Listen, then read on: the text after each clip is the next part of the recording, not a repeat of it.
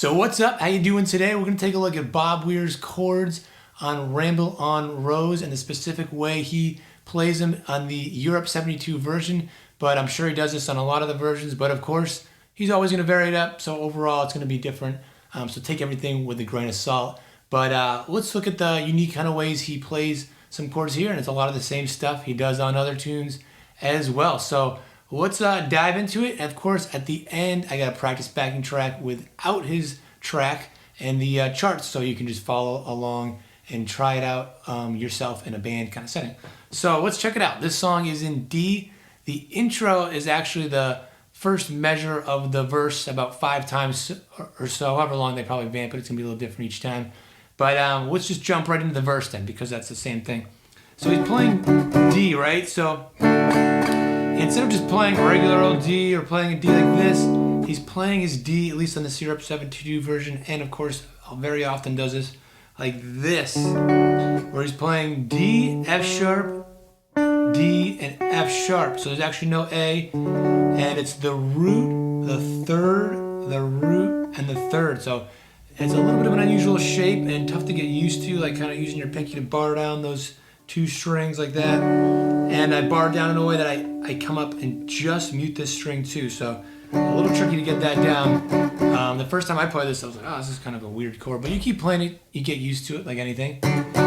So if you really want that Bob sound, you gotta definitely get this down, because this is a big thing he does, playing his major chords like this, playing his D like this, C, E, you know, whatever. So anyway, starting out like that. And then he goes. So classic kind of like Hendrix thing, do a lot, you know, taking that shape right here. So if you're playing D like this, the A shape, if you're thinking about the K system, and then here, the G shape, which is really tough and, you know, not really advisable to play the whole thing. It's kind of weird, but just taking the middle 4 of those. So he's doing this, and then going kind of like, you know, sliding around, kind of like playing that on the D major pentatonic like that, you know. And it doesn't have to be, you know, note for note what I'm playing here. It's just the idea. That's kind of the gist of what it does. And then it goes up to E, and he does the same thing. So you're going from D, 2 frets up, everything's 2 frets up. And then same idea up there, right? And then he's going F sharp minor right here. This is in the A minor shape. F sharp minor, G in the C shape. So there's a lot of these cage shapes. And then back to that D shape now, but just playing those middle 4. So.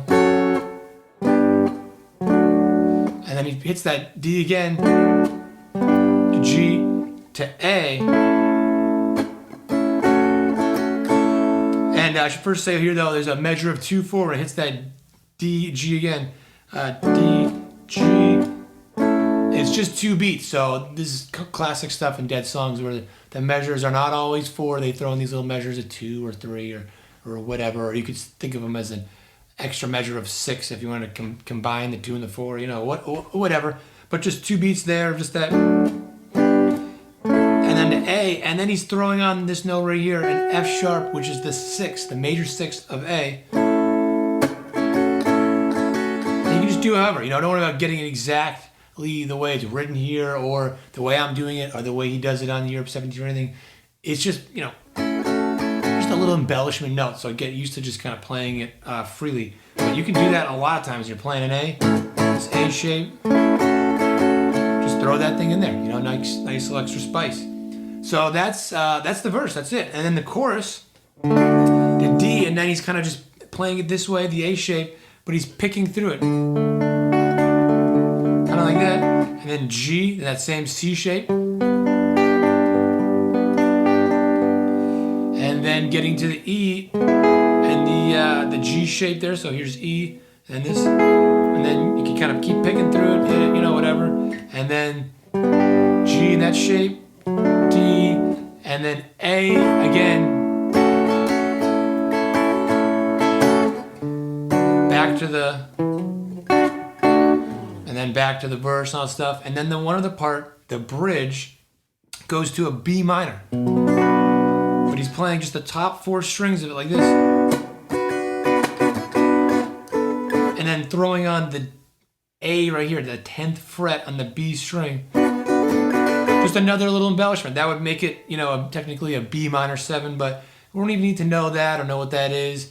A lot of times when I'm playing little embellishments like this, I'm not always thinking about, ooh, this is making it a B minor 7. If it's just quick and in passing, it's just a little, as it is, a passing, tone. It's just a little embellishment. But specifically, that's what it is. It's a minor 7th there compared to the B minor. And then he goes up to C, like this C shape, top 4 again. And then he does the same thing that he's doing on the A. He plays the 6th of that, which actually is A, right here.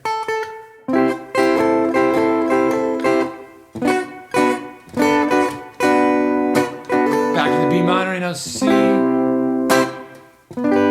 to G. But this is the top part of the C shape, so just this top 4 there. Back to the B minor. There's the rhythm. I wasn't playing the rhythm quite right.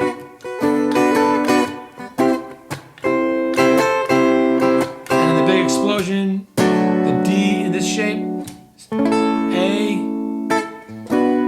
just 2 beats of B minor, and then E in this shape right here. You can throw in some embellishments there. You can throw in there. And back to the back to the D shape there. So that's it. Just a quick overview. If that's too fast for you, don't worry. Just go real slow over these charts. You can try it now over the track and try it real slow. Just pause it and take a look. And if you want more time with it, I've got all these charts for this and all my videos on my Patreon page. I'll put a link in the description down below. And for a small fee, for a monthly subscription, you get all this stuff, everything I've got in the past, this video, and anything I make in the future while you're still subscribing, and all the backing tracks and all that stuff as well. So a lot of people are signing up and they're finding it really, really helpful. So check that out if you're interested. But for now, if you got the time, you got your guitar with you right now, I highly urge you to try it with the practice backing track and pause it if you need to. And have fun with it, of course. And I will hopefully see you in the next video.